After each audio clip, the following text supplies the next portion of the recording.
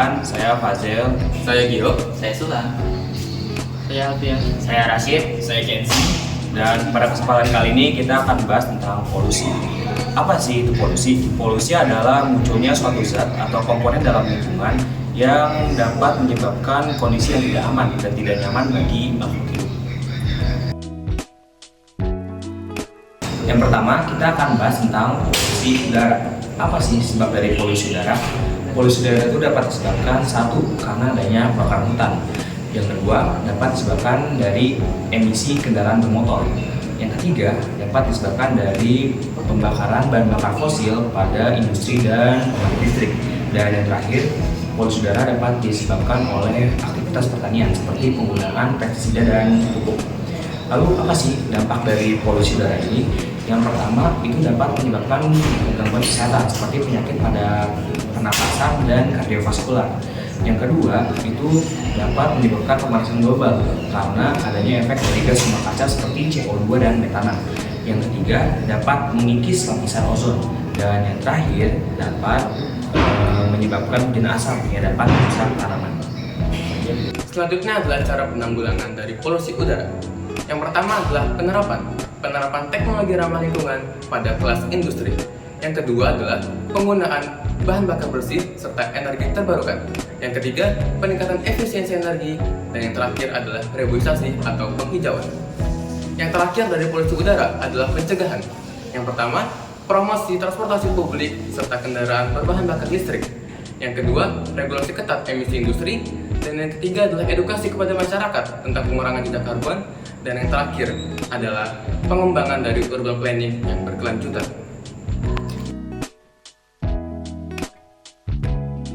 Polusi air adalah peristiwa masuknya zat atau benda ke dalam air yang menyebabkan kualitas air menurun, sehingga tidak memenuhi syarat untuk berbagai keperluan.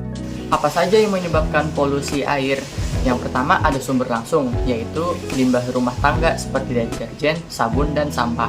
Limbah industri seperti zat kimia, logam berat, dan juga minyak. Lalu selanjutnya ada limbah pertanian, pupuk, pestisida, dan herbisida. Selain itu ada limbah dari aktivitas pertambangan seperti lumpur, debu, dan juga logam berat. Dan selanjutnya ada limbah peternakan seperti kotoran ternak, antibiotik, dan hormon. Lalu juga ada sumber tidak langsung, yaitu hujan asam membawa polutan dari udara ke air.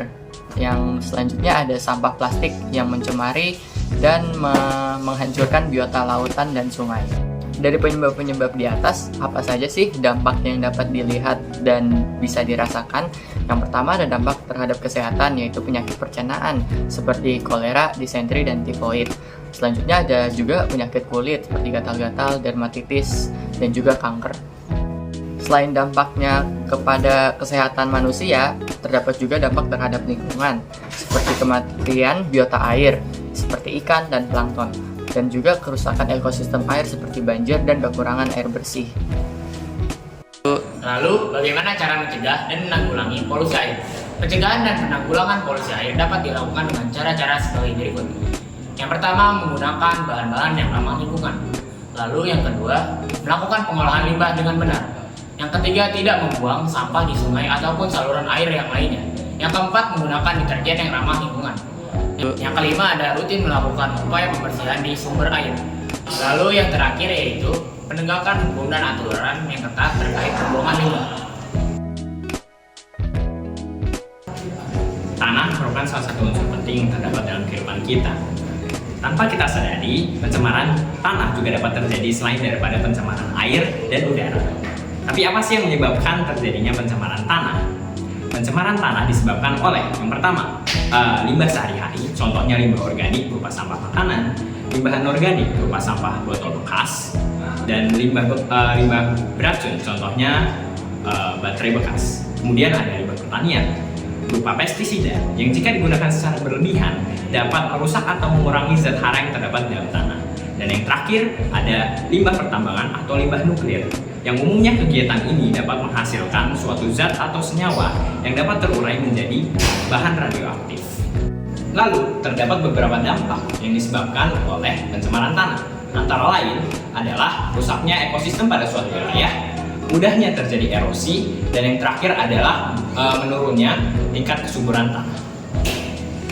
Setelah mengetahui apa itu polutan tanah dan bagaimana dampak dan penyebabnya, kita akan membahas tentang bagaimana pencegahannya. Untuk pencegahannya kita dapat mengurangi penggunaan sampah plastik, mengelola sampah B3 yaitu sampah yang mengandung zat berbahaya, lalu kita dapat penggunaan pupuk organik, lalu kita dapat melakukan pendauran ulang sampah serta melakukan pertanian secara berkelanjutan. Setelah itu kita akan membahas bagaimana sih cara penanggulangan tanah yang telah terkontaminasi dengan polutan, yaitu berbagi dengan dua cara, yaitu dengan cara remediasi.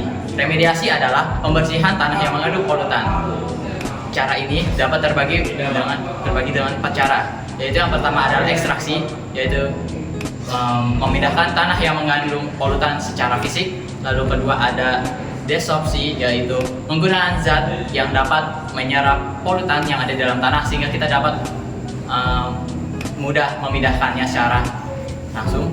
Lalu yang ketiga kita dapat melakukan bioremediasi, yaitu menggunakan mikroorganisme yang dapat mengurai polutan yang ada dalam tanah. Lalu yang terakhir adalah ekstraksi, yaitu membakar tanah yang mengandung polutan sehingga dapat menghilang.